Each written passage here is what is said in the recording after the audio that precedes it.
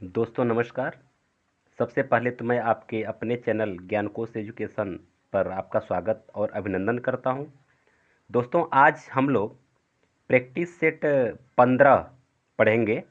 इसके पहले 14 practice set upload हो चुका है और आप लोग शायद पढ़ भी चुके होंगे, लेकिन जो लोग नए हैं वे मेरे प्लेलिस्ट में जा कर के बाकायदे उसका मैं टीजीटी पीजीटी का प्लेलिस्ट बना दिया हूँ प्रैक्टिस सेट का। आप वहाँ से सभी प्रैक्टिस सेट पढ़ सकते हैं।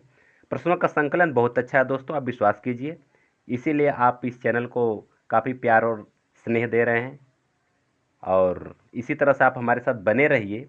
हमारा भी एक उत्साहवर्धन होता रहेगा और आपके लिए हम बहुत कुछ कर सकते हैं, क्योंकि आज ही अभी देखिए एक वीडियो अपलोड किए हैं सरस्वती सम्मान से संबंधित, सॉरी साहित्य अकादमी सम्मान से संबंधित पूरा का पूरा वीडियो अपलोड है, आप उसको देख लीजिएगा। कल जो है कि एक मैं बहुत अच्छा वीडियो अपलोड किया था कि एक समान मिलती जुलती रचनाएं जब आ जाती है तो हम फंस जाते हैं। जैसे कि त्रिशंकु 3 लोग लिखे हैं, कौन कौन लिखे हैं। फिर उसी तरह से अर्धनारीश्वर 2 लोग लिखे हैं, आप इसको जानते हैं। फिर झूठा सच भी 2 लोग लिखे हैं, कौन कौन लिखे हैं आप उस वीडियो को जाकर के देख लीजिएगा। इस तरह से बहुत सारे डाउट वाले प्रश्न जो है कि क्लियर हो जाएंगे, ठीक है ना। चलिए ज़्यादा समय न लेते सीधा हम लोग अपने टॉपिक पे आते हैं। दोस्तों आज के इस प्रैक्टिस सेट का पहला प्रश्न है, वीडियो को लास्ट तक जरूर देखिएगा, क्योंकि इसमें से निश्चित है कि 4-5 क्वेश्चन आपके परीक्षा में जरूर फंसेगा, इस बात का मुझे पूरा पूरा विश्वास है, ठीक है ना। आइए देखिए, पहला क्वेश्चन है, नरेश मेहता को ज्ञानपीठ पुरस्कार किस रचना पर प्राप्त हुआ था। तो दोस्तों महादेवी वर्मा के बाद जो भी ज्ञानपीठ मिला है वह संपूर्ण रचना कर्म पर मिला, आप इसको याद रखिएगा।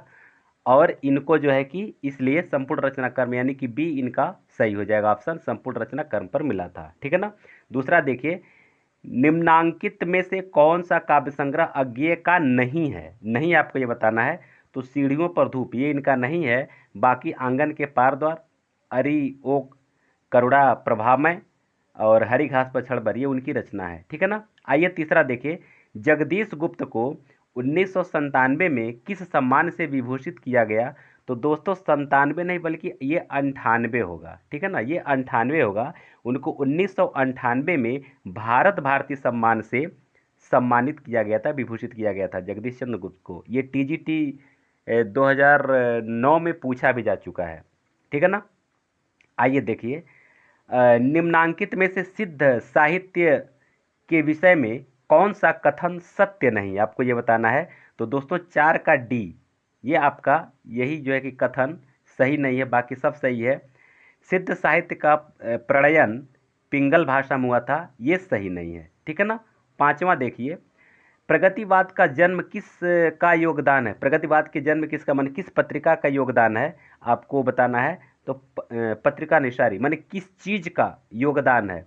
तो दोस्तों आपका आंसर हो जाएगा ये डी, क्योंकि छायावादी रोमानियत पलायनवादी भी इसका कारण रहा है, प्रगतिशील लेखक संघ की स्थापना भी रहा है और मार्क्सवादी प्रभाव, ये तीनों कारण रहे हैं प्रगतिवाद को जन्म देने के लिए, ठीक है ना। इसलिए उपयुक्त सभी सभी हो जाएगा। प्रश्नों का संकलन बहुत अच्छा है दोस्तों, आप देख रहे हैं, इसलिए आप चैनल को लाइक और शेयर करना मत भूलिएगा। प्लीज़ लाइक और शेयर खूब कीजिएगा, यही हम लोगों का इनाम होता है। बाकी सब्सक्राइब करना न करना मैं आपके हिस्से में छोड़ देता हूँ, ये आपकी मर्जी है, ठीक है ना। लेकिन लाइक और शेयर तो ज़रूर कीजिएगा दोस्तों, ये मेरा विनम्र निवेदन है। और वीडियो को लास्ट तक देखिए। लखनऊ में आयोजित प्रगतिशील लेखक संघ के प्रथम अधिवेशन की अध्यक्षता की किसने की। तो दोस्तों 6 का आपका हो जाएगा डी, यह भी 2 बार टीजीटी में दोहराया जा चुका है, ध्यान दीजिएगा। किस कवि की रचनाओं में छायावाद का पूर्वाभ्यास संलक्षित होता है, ये अक्सर पूछा जाता है मुकुटधर पांडे की रचनाओं में, ठीक है ना। कवि त्रिलोचन का, 8वां, कवि त्रिलोचन का पूरा नाम क्या था। तो वासुदेव सिंह था।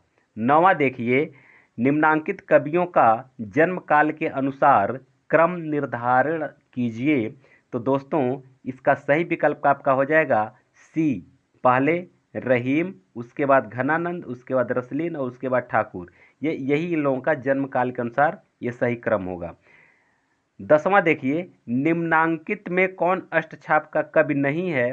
तो आप देख रहे हैं कि स्वामी हरिदास नहीं है, बाकी कुम्भन दास, परमानंद दास और चित स्वामी रहे हैं, ये हरिदास नहीं रहे हैं। तो आपका विकल्प यही सही हो जाएगा, ठीक है ना। 11 देखिए, निम्नांकित में से अपभ्रंश प्रभावित हिंदी रचना कौन सी है? तो आपका 11 का हो जाएगा सी, भरतेश्वर बाहुबली रास। यह जो है कि अपभ्रंश प्रभावित हिंदी रचना है। 12 देखिए, कविता करके तुलसी न लसे, कविता लसी पा तुलसी की कला, यह प्रशंसा परक उक्ति किसने लिखी है? टीजीटी में पूछा जा चुका है इसके पहले। तो दोस्तों 12 का आपका हो जाएगा वी, अयोध्या सिंह उपाध्याय हरिऔध, ठीक है ना। साहित्य जनता की चित्त वृत्ति का संचित प्रतिबिंब है। दोस्तों ये प्रश्न अक्सर पूछा जाता है, ध्यान दीजिएगा, ये रामचंद्र शुक्ल का है, ठीक है ना। 14वां जो है, यह भी क्वेश्चन इसके पहले पीजीटी में पूछा जा चुका है कि कौल ज्ञान निर्णय के रचनाकार कौन हैं? तो मत्स्येंद्र नाथ हैं दोस्तों, मत्स्येंद्र नाथ, ठीक है। 15 देखिए, घनानंद रीतिकाल की किस धारा के कवि हैं? यह भी टीजीटी में पूछा जा चुका है। प्रश्नों का संकलन बहुत अच्छा है, ध्यान दीजिएगा, ये सब रिपीट होने वाले प्रश्न हैं और इस परीक्षा में इसमें से जरूर कुछ प्रश्न आपका फंसेगा, ये मुझे पूरा विश्वास और मेरा दावा भी है। इसलिए इस पूरे वीडियो को कई बार देखिएगा ताकि इसमें से जो क्वेश्चन आवे वह आपका गलत न हो, ठीक है। और प्रश्न अगर अच्छे लग रहे हैं, वीडियो अच्छा लग रहा हो तो लाइक और शेयर करना मत भूलिएगा। 15 का आपका है बी, ये रीतिमुक्त धारा के कवि हैं। 16 देखिए, चारण साहित्य किस साहित्य का दूसरा नाम है? आप अच्छी तरह से जानते हैं, रासो साहित्य को ही चारण साहित्य हम कहते हैं, ठीक है ना। 17 देखिए, निम्नांकित में से किस ग्रंथ के लेखक रामविलास शर्मा नहीं हैं? अब ये पूछ रहा है किसके लेखक नहीं हैं। तो दोस्तों 17 का डी, कविता के नए प्रतिमान, कविता में नहीं, कविता के नए प्रतिमान, ये नामवर सिंह की रचना है। बाकी ये तीनों जो है ऊपर का, ये रामविलास शर्मा का है, ठीक है। आइए 18 देखिए, रानी केतकी की कहानी के लेखक हैं कौन है? आप इसको अच्छी तरह से जानते हैं, बहुत इजी प्रश्न है ये। तो 118 का आपका हो जाएगा सी, प्रगतिवाद के मुख्य कवि नहीं हैं। 19 का आपका हो जाएगा सी, क्योंकि प्रयोगवाद के कवि हैं, इन्हीं से प्रयोगवाद की शुरुआत होती है, ठीक है ना। 20 देखिए, तार सप्तक में कौन सा कवि सम्मिलित नहीं है? तार सप्तक मतलब प्रथम तार सप्तक पूछ रहा है, ध्यान दीजिएगा। तो 20 का हो जाएगा डी, ये रघुवीर शाह दूसरे तार सप्तक में रहे हैं, इसलिए यही आपका उत्तर सही हो जाएगा। 21 देखिए, रीतिकाल को अलंकृत काल किसने कहा है? तो दोस्तों ये मिश्र बंधुओं ने कहा है, आप इसको जानते हैं। केशव कहीं न जाई का कहिए, टीजीटी में दोहराया गया ये जो कि प्रश्न है, ध्यान दीजिएगा, अक्सर पूछा जाता है। केशव कहीं न जाई का कहिए, यह जो है कि तुलसीदास का है, लोग भ्रमवश इसको सूरदास का समझ बैठते हैं। 123 देखिए, हिंदी के प्रथम पत्र उदंत मार्तंड के संपादक थे। दोस्तों ये आपका हो जाएगा डी, बाबू युगल किशोर। इसके पहले की वीडियो मैं आपको बता चुका हूं, प्रथम समाचार पत्र से एक प्रश्न जरूर परीक्षा में आता है टीजीटी में, ध्यान रखिएगा। चाहे कभी इसका सन पूछ देगा, चाहे हिंदी का प्रथम समाचार पत्र के रूप में पूछ देगा, चाहे यह साप्ताहिक है कि मासिक इस रूप में पूछ देगा, चाहे इसके संपादक कौन ये पूछ देगा, यानी कि प्रश्नों को बदल बदल करके इससे जरूर आता है, इसलिए आप इसको याद रख लीजिएगा, ठीक है ना। 24 देखिए, आदिकाल को सिद्ध सामंत युग किसने कहा है? आप इसे जानते भी हैं, इसलिए हमें बताने की आवश्यकता नहीं है, ये राहुल सांकृत्यायन ने ही कहा है, ठीक है ना। चाक उपन्यास की लेखिका कौन है? 25वां नंबर। तो दोस्तों चाक उपन्यास की लेखिका है मैत्रेय, नहीं मैत्रेयी होगा, ये बड़ी का मात्रा छूटा हुआ है, मैत्रेयी पुष्पा, ठीक है ना। आगे 26 देखिए, जहांगीर जस चंद्रिका के रचनाकार कौन हैं? तो 26 के हैं बी, आचार्य केशव दास। 27 देखिए, रामचरितमानस से किस संवाद का संबंध नहीं है? यह भी टीजीटी में पूछा जा चुका है दोस्तों, बहुत अच्छा प्रश्न है और ज़्यादातर लोग फंस जाते हैं इसमें, क्योंकि रामचरितमानस जबकि राम और सीता के चरित्र की ही गाथा है, लेकिन राम सीता का संवाद का जिक्र कहीं नहीं किया गया है, ठीक है ना। ऐसा कोई टॉपिक नहीं है जो राम सीता संबंध के रूप में वहाँ टॉपिक दिया गया, ऐसा कुछ नहीं है, ठीक है ना। तो आपका हो जाएगा सी। आइए 28 देखिए, भ्रमर गीत काव्य का मूल स्रोत क्या है? तो दोस्तों 28 का है डी, श्रीमद् भागवत कथा का 10वां स्कंद, ठीक है ना। 29 देखिए, द्विवेदी युग का नामकरण किसके नाम पर हुआ? आप सब जानते हैं, बताने की आवश्यकता नहीं है, महावीर प्रसाद द्विवेदी। 130 का देखिए, the modern vernacular literature of Hindustan, Hindi साहित्य के इतिहास ग्रंथ के लेखक का नाम है जॉर्ज ग्रियर्सन, आप सब जानते हैं। 31 देखिए, गंग कवि का जन्म स्थान कहाँ है? तो दोस्तों 31 का हो जाएगा सी, इटावा में इनका जन्म हुआ था, ठीक है ना। 32 देखिए, साकेत की कथा का मुख्य संबंध किसके चरित्र विकास से जुड़ा हुआ है? तो 32 का आपका हो जाएगा बी, लक्ष्मण और उर्मिला के चरित्र को यहाँ उकेरा गया है। 33 देखिए, निराला का जन्म कहाँ हुआ था? तो देखिए 33 का सी, बंगाल में मेदिनीपुर में हुआ था, क्योंकि इनके पिताजी वहाँ नौकरी करते थे, वहीं उनका जन्म हुआ था। आइए 34 देखिए, कफन कहानी में घीसू और माधव कफन के पैसे का क्या करते हैं? तो दोस्तों ये 34 का हो जाएगा डी, दोनों काम करते। कौन दोनों काम? यानी पूड़ियाँ खरीद कर खाते हैं और बोतल भर शराब पीते, ये दोनों काम करते हैं। ये भी परीक्षा में दोहराया जा चुका है। बिहारी के दोहों के चमत्कार पूर्ण तुलना संस्कृत, उर्दू, फारसी के कवियों से किसने की है? तो 35 का है ए, हजारी प्रसाद द्विवेदी ने, ठीक है ना। 36 देखिए, सूरदास प्रेमचंद के किस उपन्यास का पात्र है? यह भी बार बार पूछा जाता है परीक्षा में, याद रख लीजिएगा। ये रंगभूमि में ये सूरदास जो है कि उसके पात्र हैं, ठीक है। आइए 37 देखिए, निराला की निम्नलिखित कविताओं में से कौन लंबी कविता नहीं है? देख रहे हैं ना क्या पूछ रहे, नहीं है। तो दोस्तों 37 का आपका हो जाएगा ए, भिक्षुक छोटी कविता है, लंबी कविता नहीं है, बाकी ये तीनों लंबी कविताएं हैं, ठीक है। आइए 38 देखिए, आदिकाल हिंदी काव्य धारा में उपलब्ध नहीं है, माने कौन सा ये साहित्य नहीं है? तो दोस्तों आपका 38 का हो जाएगा सी, सिख साहित्य का जिक्र कहीं नहीं, बाकी जैन साहित्य, सिद्ध साहित्य, नाथ साहित्य का जिक्र वहाँ किया गया है। 39 देखिए, साधना की 4 अवस्थाओं शरीयत, तरीकत, मारिफत और हकीकत का संबंध है किससे है? तो 39 का है बी, सूफी साधना से। 40 देखिए, फोर्ट विलियम कॉलेज की स्थापना कब हुई थी? तो दोस्तों हुई थी यह 1800 ईस्वी में, ठीक है। 41 देखिए, ज्ञानपीठ पुरस्कार से सम्मानित कौन नई रचनाकार नहीं है? तो 41 का आपका हो जाएगा बी, हजारी प्रसाद द्विवेदी नहीं है, बाकी महादेव वर्मा, सुमित्रा नंदन पंत और रामधारी सिंह दिनकर हैं। 42 देखिए, तुलसीदास द्वारा शारीरिक पीड़ा से मुक्ति हेतु लिखा गया ग्रंथ, ये भी परीक्षा में दोहराया जा चुका है, यह जो है कि हनुमान बाहुक है, ठीक है।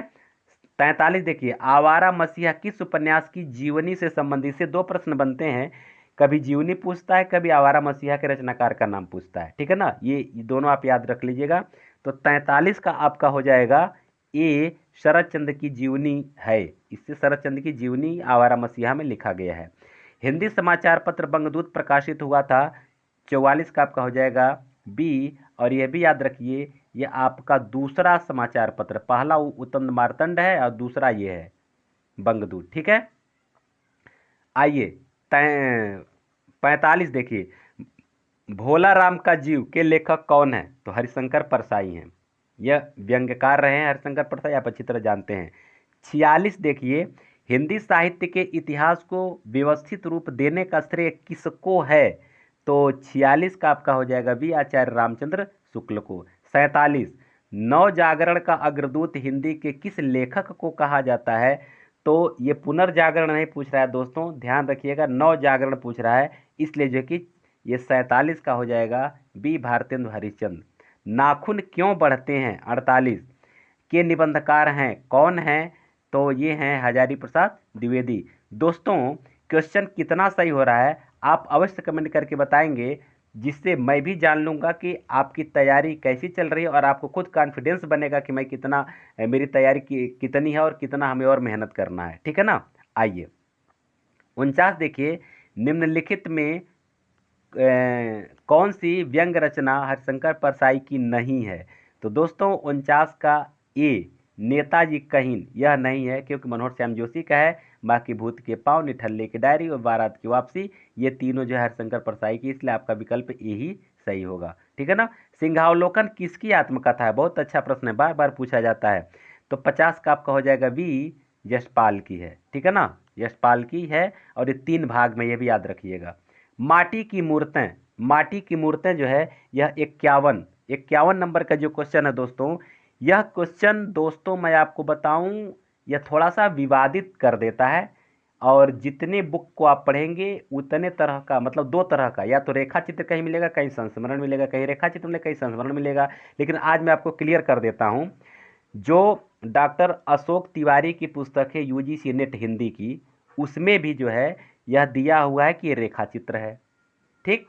और जो गोविंद पांडे और सरस्वती पांडे का जो इस समय काफ़ी ट्रेंड में, उनके चलन में उनकी पुस्तक है और काफ़ी प्रमाणिक भी माना जाता है, उस पुस्तक में भी रेखा चित्र ही दिया है। लेकिन कहीं कहीं आपको संस्मरण मिल सकता है। इसलिए मतलब अगर दो विद्वानों की बात अगर माना जाए तो रेखा चित्र ही ये सही है, रेखा चित्र ही आप सही करेंगे। अब आयोग किसको मानेगा ये मैं नहीं जानता हूँ। ठीक है ना। आइए 52 देखिए, कलम का सिपाही कृति के लेखक कौन है। ठीक है ना। तो कलम का सिपाही जो है ये 52 का आपका हो जाएगा, ये कृति के लेखक कौन है, अमृत राय इसको लिखे हैं। ठीक है ना। 53 देखिए, निम्नलिखित में से कौन सी पुस्तक हजारी प्रसाद द्विवेदी ने नहीं लिखी है। अच्छा नहीं लिखी ये पूछ रहा है, तो आपका हो जाएगा 53 का सी नया साहित्य, ये उनका नहीं है, बाकी सब उनका है। ठीक है। 54 देखिए, किस प्रकार के निबंध में समास शैली प्रयुक्त होती है। तो 54 का हो जाएगा डी, विचारात्मक निबंध जो होते हैं उसमें समास शैली का प्रयोग होता है। 55 देखिए, निम्नांकित में मनोविश्लेषण प्रधान कथाकार कौन नहीं है। तो दोस्तों ये सुदर्शन जी नहीं है, क्योंकि इलाचंद जोशी अगे और ये जैनेन्द्र जी, ये लोग मनोविश्लेषणवादी कथाकार माने जाते हैं। सूची 1 और सूची 2 का मिलान करना है दोस्तों, तो मिलान कर ही लिया जाए। ठीक है ना। मिलान कर लिया तो सही रहेगा। दिव्या जो है कि दोस्तों यशपाल का है। तमस आप जानते हैं भीष्म साहनी का है। मैला आंचल आप जानते हैं फणीश्वरनाथ रेणु का है। और वलचनमा नागार्जुन का है। मतलब 4 1 2 3, 4 1 2 3, अर्थात आपका हो जाएगा ये दूसरा, ये वाला बी। ठीक है ना। आइए 57 देख लिया जाए, जयशंकर प्रसाद द्वारा संपादित पत्रिका का नाम है। तो 57 का आपका हो जाएगा बी, इंदु। 58 देखिए, ज्ञानपीठ पुरस्कार किससे संबंधित है। तो दोस्तों ये सभी भारतीय भाषाओं से संबंधित है, यानी विकल्प डी। 59 अक्सर पूछा जाता है, विभावानुभाव व्यभिचारी संयोगा रस निष्पत्ति सूत्र किस आचार्य की, अक्सर पूछा जाता है, इसको रट लीजिएगा। 59 का आपका है बी, भरत मुनि का है। 60 निम्नलिखित में से कौन संस्कृत समीक्षा पद्धति से संबंधित नहीं है। तो 60 का आपका हो जाएगा डी, ये शैली विज्ञान इसके अंतर्गत नहीं आती है, बाकी रस ध्वनि और अलंकार तो आता ही है। 61 देखिए, आचार्य भरत मुनि ने काव्य गुणों की संख्या बताई है। तो ये है 61 का सी, 10 काव्य गुण ये भरत मुनि बताए हैं। 62 देखिए, सुखदु खात्म कोरसह कहने वाले आचार्य हैं। 62 का है बी, रामचंद्र गुणचंद्र। 63 देखिए, 63 काव्य मीमांसा के रचनाकार हैं। तो 63 का आपका हो जाएगा डी, राजशेखर। 64 देख लीजिए, निम्नांकित में से विद्यानिवास मिश्र की कृति नहीं है, कौन सी कृति नहीं है। तो 64 का आपका हो जाएगा बी, ये रस आखेट नहीं है, बाकी तीनों जो है विद्यानिवास मिश्र का ही है।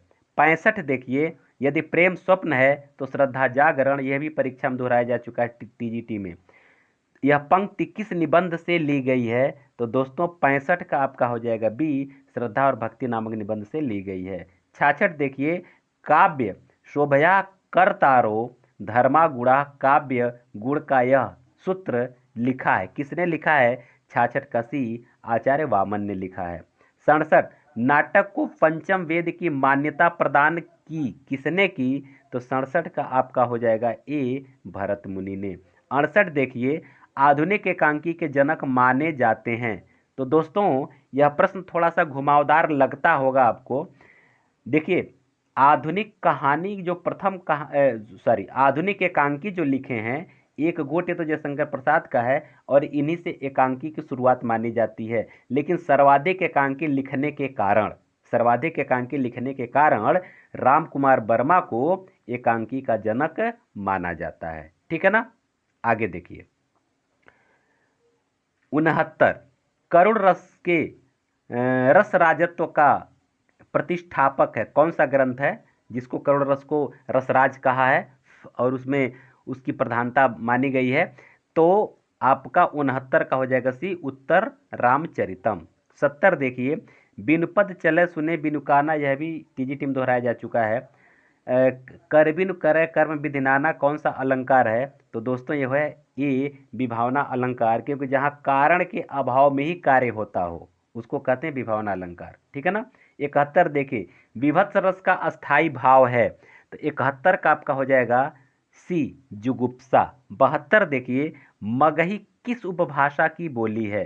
ठीक है ना, मगही, तो 72 आपका हो जाएगा डी बिहारी, ठीक है ना, ये बिहारी उपभाषा की बोली है। 73, निम्नांकित पंक्तियों में प्रयुक्त अलंकार बताइए।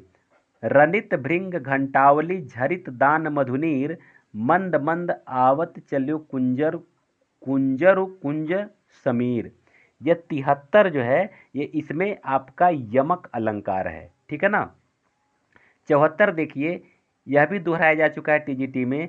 अभी तो मुकुट बंधा था माथ, कल हुए कल ही हल्दी के हाथ, खुले भी थे न लाज के बोल, खिले थे चुम्बन शून्य कपोल, हाय रुक गया यही संसार, बना सिंदूर अनल अंगार, वातहत लतिका वह सुकुमार, पड़ी है छिन्न धार में निहित रस है। कौन सा रस है दोस्तों? पढ़ने पर ही आपको लग रहा है कि कितना दर्द है, कितना वेदना है, कितना करुण है। ठीक, करुणा है तो ये करुण रस हो जाएगा, ठीक है ना। 75 देखिए, भोजपुरी बोली की उत्पत्ति हुई किससे हुई है?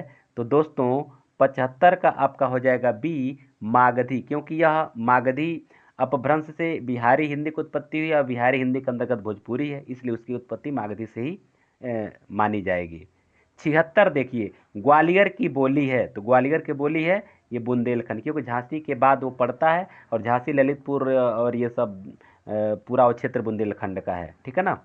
आगे देखिए 77, कौन सी भाषा देवनागरी लिपि में लिखी जाती है? तो 77 का आपका हो जाएगा सी मराठी।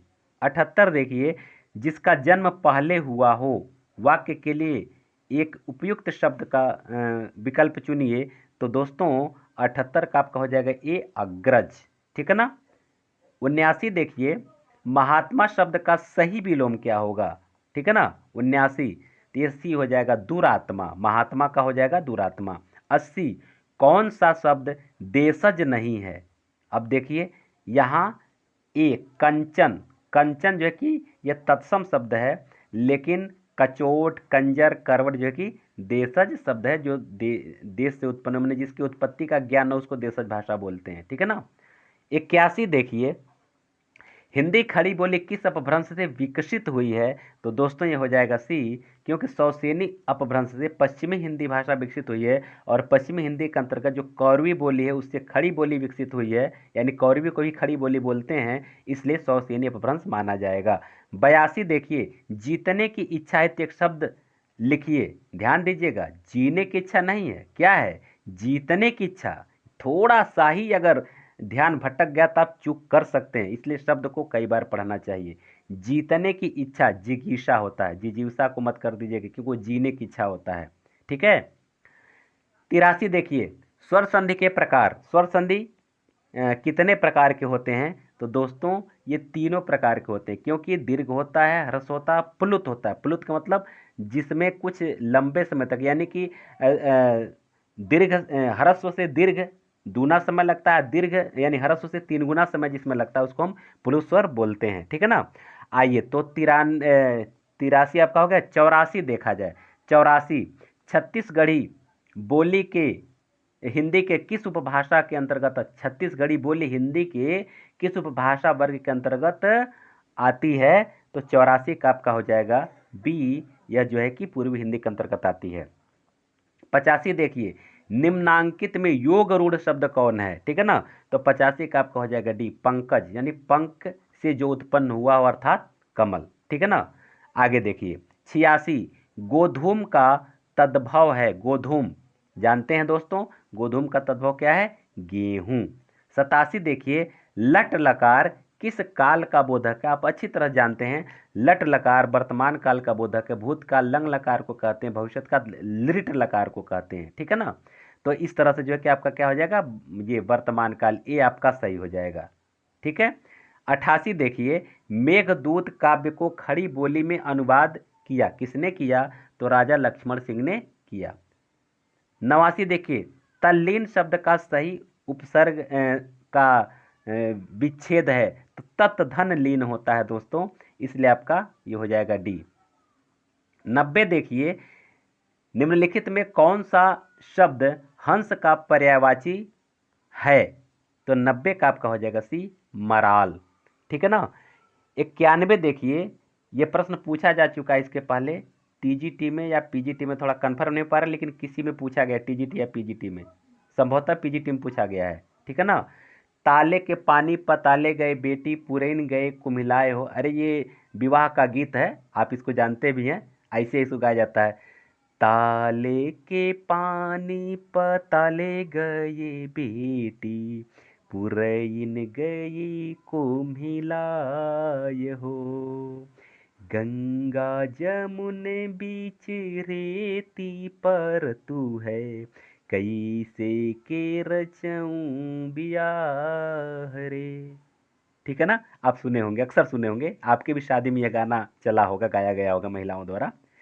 उक्त गीत किस बोली की है? तो दोस्तों 91 का है अवधी, ये अवधी भाषा की ये गीत है या बोली है, ठीक है। 92 देखिए, निम्नलिखित शब्दों में कौन देशज है? 92 का आपका हो जाएगा सी, फटाफट, ये देशज भाषा का शब्द है।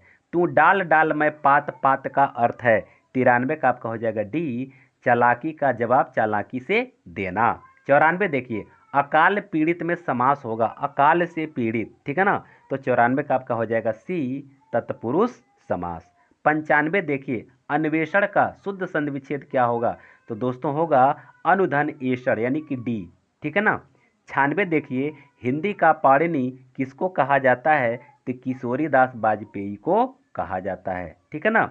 97 देखिए, यदि ए ओ ऐ औ के आगे कोई भी स्वर हो तो इसके स्थान पर क्रमशः ऐ औ आय आव हो जाता है, आप इसको जानते हैं, थोड़ा सा ध्यान देंगे तो पता चल जाएगा। तो 97 को हो जाएगा सी, आयादी स्वर संधि के अंतर्गत ये आएगा।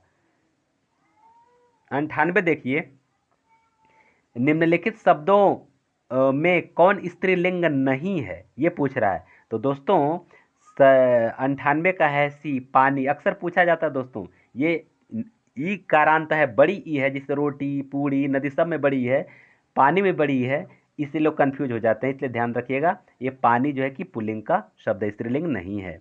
99 देखिए, निम्नलिखित शब्दों में से किस एक का लिंग परिवर्तन हिंदी भाषा में प्रचलित नहीं है? तो 99 का आपका हो जाएगा सी, कोयल का लिंग प्रचलित नहीं है, क्योंकि कोयल का कोयली नहीं होता या कोयल का कोयला नहीं हो सकता है, मतलब पुल्लिंग स्त्रीलिंग ऐसे नहीं, तो कोयल नर कोयल या मादा कोयल, ऐसे करके हम उसका स्त्रीलिंग और पुल्लिंग बनाते हैं, ठीक है ना। 100 देखिए, निम्नलिखित में से एक वाक्य क्रिया भक्षण करने के अर्थ में प्रयुक्त हुई है, एक मन भक्षण करने, खाने के रूप में, वास्तव में उसको खाने के रूप में प्रयुक्त हुई है। अब देखिए, वह हराम का पैसा खाता है, तो पैसा खाने वाली चीज़ है नहीं। वह जूते खाता है, देखिए, तो जूता भी खाने वाली चीज़ है नहीं। वह कसम खाते भी खाने वाली चीज़ नहीं है, इसलिए वह आम खाता है, खाने की क्रिया में यही प्रयोग होता है, ठीक है ना। तो इसलिए आपका डी सही हो जाएगा। 101 देखिए, निम्न में कौन अघोष वर्ण नहीं है, आपको ये बताना है। तो 101 का आपका हो जाएगा डी, ल अघोष वर्ण नहीं है। 102 देखिए, 102, निम्न में से कौन सा युग्म कंठ तालव्य है? 102 का हो जाएगा ए ऐ, ठीक है ना। 103 देखिए, दोस्तों अगर आपको वीडियो अच्छा लग रहा हो तो प्लीज़ इसको लाइक और शेयर करना मत भूलिएगा, सब्सक्राइब करना न करना आपके ऊपर निर्भर करता है, लेकिन लाइक और शेयर तो जरूर कीजिएगा, यह मेरा निवेदन है, ठीक है ना। आइए, श का उच्चारण स्थान है, क्या है? 103 देखिए, यह है तालव्य, इसको तालव्य श बोलते भी हैं, तालव्य श, मूर्धन्य श, दंत स, ऐसे होता है, आप इसको जानते हैं, ठीक है। आइए, 104, ध का उच्चारण स्थान क्या है? तो आप जानते हैं, त थ द ध, ये इसका उच्चारण स्थान क्या है? ये दंत्य है, यानी कि डी। 105, निम्न में से कौन ऊष्म व्यंजन नहीं है? तो जानते हैं श ख श ह ऊष्म व्यंजन है, जबकि र जो है ऊष्म व्यंजन के अंतर्गत नहीं है, ये अंतस्थ व्यंजन होता है। य र ल व अंतस्थ व्यंजन होता है। ठीक है, आइए 106 शब्द किसे कहते हैं? बहुत अच्छा प्रश्न है। शब्द देखने में लगता है कि एक जैसा है, लेकिन ध्यान दीजिएगा, आपका ए ही सही होगा। एक या एक से अधिक सार्थक वर्ण समूह, सार्थक वर्ण समूह कोई शब्द कहेंगे, क्योंकि एक या एक से अधिक वर्ण समूहों के मेल को शब्द बन जाएगा। ध्वनि की छोटी इकाई भी हो सकती है, भाषा की सबसे छोटी इकाई भी हो सकती है, लेकिन जब सार्थक वर्ण समूह को हम शब्द कहते हैं, इसलिए ए ही सही होगा। ठीक है ना, ध्यान दीजिएगा। 107 देखिए, महाराष्ट्र में किस भाषा का प्रयोग अधिक होता है? तो आप जानते हैं महाराष्ट्र में मराठी भाषा का प्रयोग सबसे अधिक होता है। 108 देखिए, किसने कहा था शब्द की ज्योति न जली होती तो विश्व अंधकार में? तो बड़ी अच्छी पंक्ति, बड़ी सुंदर पंक्ति है, और इसके गहराई में तो जाइए कि शब्द की ज्योति न जली होती तो विश्व अंधकारमय होता। यह महर्षि दंडी का कथन है। ठीक है ना, दंडी का ये कथन है। 109 देखिए, व्याकरण से किसके अस्तित्व की जानकारी नहीं मिलती है? तो 109 का डी, लिपि की जानकारी नहीं मिलती है, बाकी सब की जानकारी मिलती है। 110 देखिए, हिंदी को मानक रूप प्रदान करने का सर्वप्रथम प्रयास किसने किया? तो दोस्तों सर्वप्रथम प्रयास जो है किया किशोरी दास वाजपेयी ने किया। ठीक है ना, और साथ ही में जो है कि ये आपके कामता प्रसाद गुरु भी किए थे, ध्यान रखिएगा। 111 एक कृष्णाश्रित में समास है। 111 का आपका हो जाएगा बी, तत्पुरुष समास। हरि त्रातः में समास है। ये सब बहुत अच्छे अच्छे प्रश्न हैं, इसको जरूर याद रख लीजिएगा, ये अक्सर परीक्षा में दोहराए जाते हैं। हरि त्रातः में समास है, तो 12 का हो जाएगा ए, इसमें भी तत्पुरुष समास है।